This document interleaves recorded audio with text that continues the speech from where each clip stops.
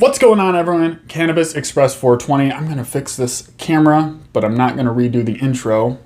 Today I want to give you guys a couple of tips for growing in small spaces. It's kind of a new adventure for me, going from a giant room to a small space, but there've already been things that I've noticed that could help me in my next grow, and I hope could also help you guys if you're growing in small spaces. So without further ado, let's just get right into it. But first I want to mention, for anyone who is new here and wants to learn more about growing this plant that we all know and love, and want to learn how to get higher yields, be part of the community, have conversation, all of that great stuff, I suggest you hit the subscribe button. We got a great thing going here, and I hope you can be a part of it. But without further ado, let's get into tips for growing in small grow spaces. With the higher popularity of actually growing and the more people who are getting into it, it's going to be a lot easier to grow a lot in small grow spaces. A lot more people are going to be growing in smaller grow rooms, investing in a grow tent to have a dedicated space for their plants. But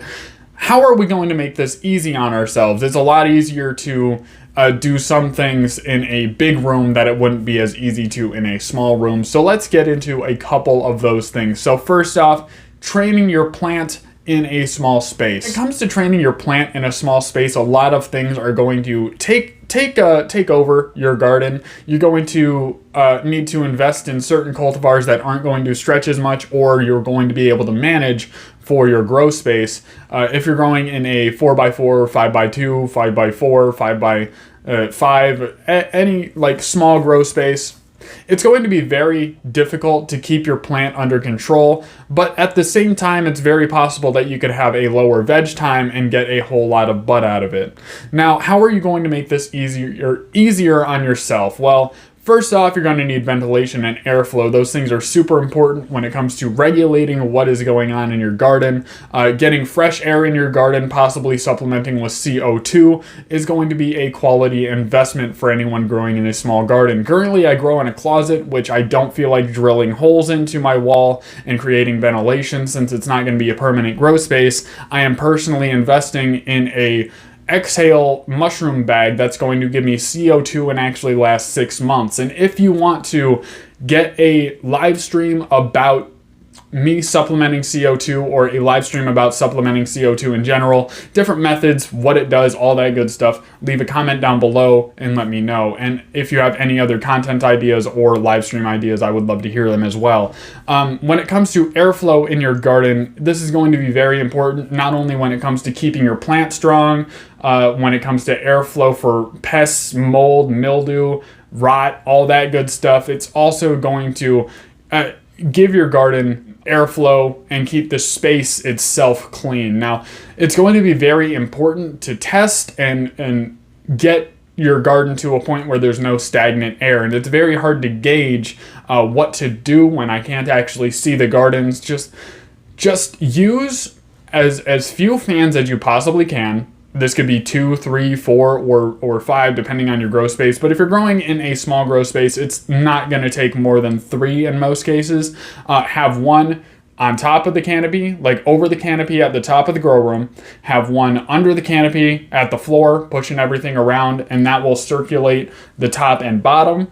And then if you need one for the middle of the grow room, especially once you get into flower and you have those thick colas that need a little bit more, not super intense to the point where it's going to give it wind damage, but more intense to the point where it needs to be sufficient airflow to keep all the moisture moving and to make sure that no mold's going to be growing on your plants. You might need to install a third fan in the middle of your grow room, but that should pretty much be all you need. But overall, you need to avoid stagnant air. You need to make sure these girls have airflow. With the wind blowing on them, it's going to be moving them back and forth. This is a very good low stress training technique that you can use, and it's definitely advised if you don't do any other training on your plant especially. But fans are mandatory in your grow garden, because if you have that high humidity and that heat and that stagnant air, it is just a perfect equation for growing mold in your garden, which I actually had encounters with and had to clean up and get another fan and all that good stuff. I made that mistake and I'm not going to make it again. So all that great stuff. Acclimating your grow environment. It's going to be very important that you can keep numbers consistent, that you can keep your equipment going, and you can rely on your grow space. When you're going into an 8-month commitment when it comes to growing and drying and harvesting and all this good stuff, everything that goes into growing, it's almost a year-long process basically from seed to stoned. You're going to want to make sure that you have quality equipment that's going to last you. You're going to want to make sure it's going to be reliable and keep your environment where it needs to be. This could make it a very wonderful idea to acclimate your environment for about 3 days like you would for an aquarium, and just make sure everything is going smoothly even without the plants there. This is going to just give you kind of a peace of mind that things aren't going to go haywire, that you have everything set up properly, that you didn't plug anything into the wrong places, that you don't have timers set improperly, that the temperature, humidity, and the light will be where they need to be when you need them to be there. I know I'm coming. They know I'm coming. I know they gonna be there, and they know I'm gonna do the best job I can possibly do.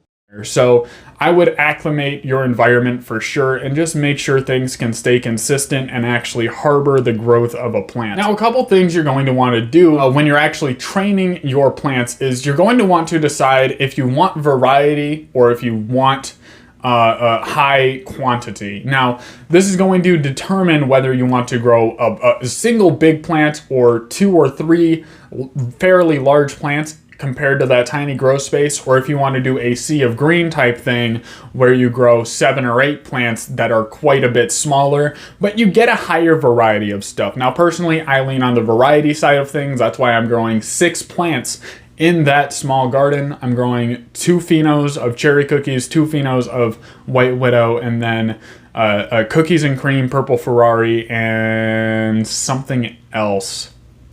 No, that's it. That's my entire lineup. So I'm going over a quantity rather than, a variety rather than quantity, and I'm trying to get a couple different things to smoke. I personally don't like choosing out of 1 or 2 strains, because if I don't like it or it's not good for every occasion, it wouldn't be something that I'm super interested in all the time. I don't want to grow that way. But once I get a variety going, I will be able to have a individual plant or 1 or 2 plants that I will then be able to grow in that grow space and not have it be a big deal, because I will just be building up my variety over a long period of time rather than instantly. So I'm not sure if my plant number is going to go down 100%, but I'm growing for variety and I'm growing smaller plants than I normally would, but hopefully I can still get a lot out of that garden. So you're going to want to decide how many plants you're going to want to grow. You're going to have to decide how much space they're going to take up, and you're going to have to decide whether you want to deal with a plant that's taking up the entire space, or if you simply want to grow a bunch of small plants in that space that yield a couple ounces each, getting you a full pound or whatnot. However much you decide you want to grow, you're going to have to really think about your plant count, because in a big room, you can grow a single plant in a giant room, or you can grow a ton of plants in a giant room, and it doesn't really change all that much. But when you get into a small space, you're really confined. You have a lot more stuff to pay attention to, ironically. You got to be a little bit more attention to detail-esque when you're growing in a small space. And is it a curse? Sure, but it's also very fantastic when it comes to the technology that comes into controlling the environment. It's a lot more eco-friendly. You use a lot less energy to control a small environment than a big one. So I feel like that's a large advantage. But I hope these tips helped you. If you got any value out of this video, please hit the like button. I really appreciate it. If you're new here, subscribe. And if you want to support the channel, think about joining the membership program, or go out and check out spider-farmer.com and use the promo code down in the description below, or check out Mars-Hydro /Cannabis Express 420. That is down in the description below as well. Follow that link and get a couple dollars off of checkout. But I will see you next time. Thank you guys very much.